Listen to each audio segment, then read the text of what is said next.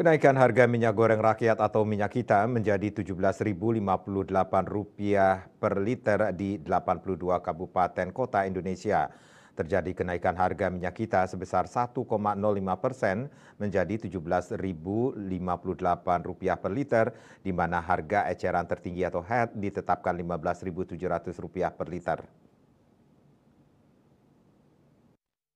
Direktur Barang Kebutuhan Pokok dan Barang Penting Bapokting Kemendag Bambang Wisnubroto mengatakan untuk minyak kita sendiri kenaikan 1,05% menjadi kurang lebih dari Rp17.058 per liter.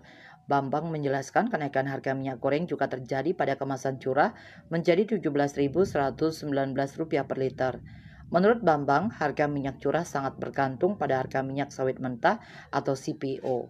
Terdapat 188 kota yang mengalami kenaikan minyak goreng, di mana penyumbang utamanya adalah minyak curah naik di 146 kabupaten kota, minyak kita di 82 kabupaten kota, dan minyak premium di 79 kabupaten kota. Selain itu, terdapat 32 daerah yang menjadi prioritas intervensi lantaran harga minyak kita berada di atas Rp18.000 per liter, khusus di wilayah Indonesia bagian timur. Kemendag melalui Direktorat Jenderal Pengawasan Konsumen dan Tertib Niaga (PKTN) bersama Satgas Pangan Polri akan melakukan pengawasan secara intensif dan melakukan tindakan tegas terhadap pengecer yang menjual tidak sesuai dengan HET seperti yang tercantum dalam Peraturan Menteri Perdagangan Permendag Nomor 18 Tahun 2024. Sebelumnya, Direktur Jenderal Perdagangan Dalam Negeri Ditjen PDN Kemendag, Moga Simatupang, kenaikan harga minyak kita yang menembus harga Rp17.000 per liter diindikasi karena terbentuknya rantai distribusi yang panjang sehingga pengecer tidak langsung mengambil dari distributor.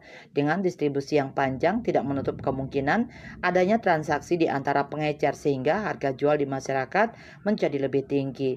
Meskipun secara pendistribusian minyak kita telah diatur melalui Permendag 18 2024, tidak menutup kemungkinan terjadi transaksi antar pengecer di pasar. Hal ini mengingat permintaan akan minyak kita yang cukup tinggi.